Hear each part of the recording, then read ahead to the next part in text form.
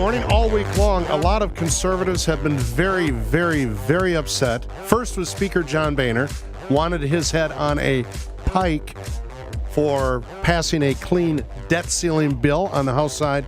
And then, very, very disappointed with the Republicans who voted for cloture and cut off Ted Cruz in our House of Lords.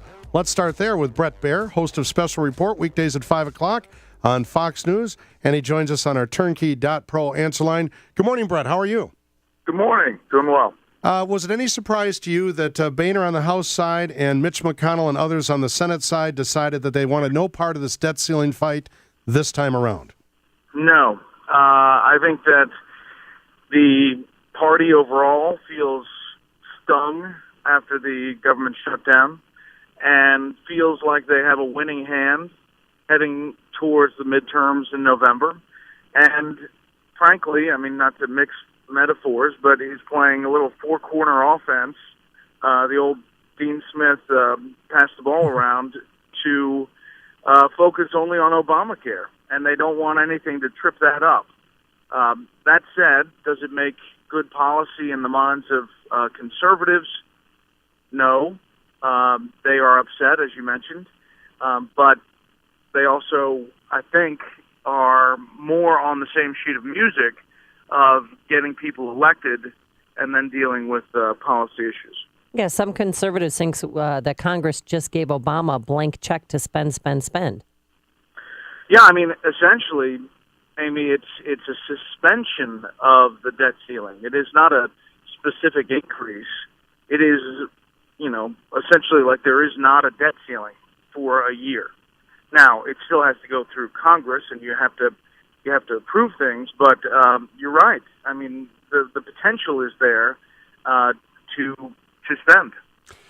Bret Baier, with the pushing back once again of the start date for Obamacare for some small businesses, I agree. I think the Republicans have a winning hand. This is just the gift that keeps on giving, and they're looking towards that prize in November of perhaps, and I think it's becoming more realistic almost every day, of taking the Senate back. That's the war they want to win, correct? Exactly. So Democrats are vulnerable and defending 10 seats in the Senate. Of those, 5 of them are in states where the president is underwater. His approval is upside down. There are 6 seats that are really within grasp right now, and it's early. And there are others that are coming online. I mean, you have Louisiana, Alaska, you have Arkansas, you have New Hampshire now with potential of Scott Brown getting in that race against Gene Shaheen. Now you have Michigan and Iowa that seem like they're on the table for Republicans. You have a lot on the table that they could get the 6 seats.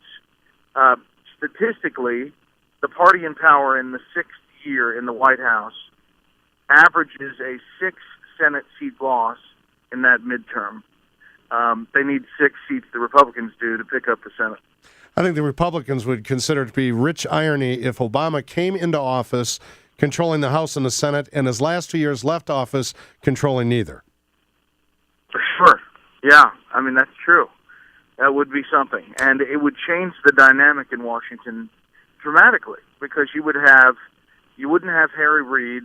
The House would be able to pass things. It would get through the Senate, and then it would get to the desk of the president. And there would be a decision there for the president to make. He would either veto something, or he would sign it, or negotiate with Congress. Right. He'd have to negotiate, maybe for the first time in his presidency.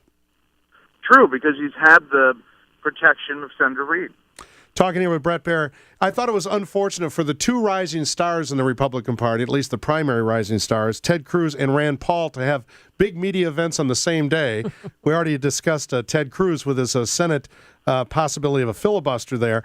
But Rand Paul and FreedomWorks came out with Ken Cuccinelli leading the charge to essentially sue the president, Eric Holder, Department of Justice, and the NSA.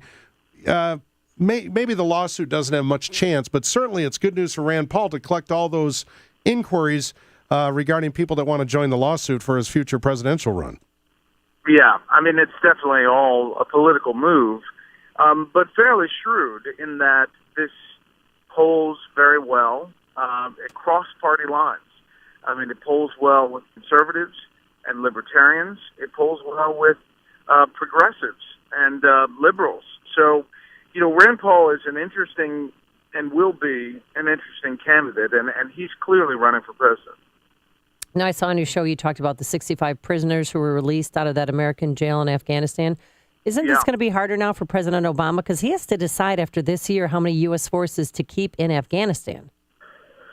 Exactly. And I think they're going to delay that decision until Karzai leaves office. So I think they're going to leave the forces that are there now, which is a real problem in the minds of the administration, because they were hoping to do a significant drawdown by this year. Boy, it's a big middle finger, though, from Karzai to our State Department, the President, even our military. I think he's just trying to cover his you-know-what as he gets out of Dodge here. Yeah, you're probably right. I think Karzai's relationship with the U.S. has been troubled for a long time. And frankly, whether the U.S. really wanted this agreement to go forward is a question. But it seems like they're going to leave the forces. They're not going to yank everybody out right away is the bottom line. Bret Baier, and finally, I hope on tonight's program, I know you got terrible weather out there, much to cover politically. You have the world situation. Obviously, you guys do such a great job.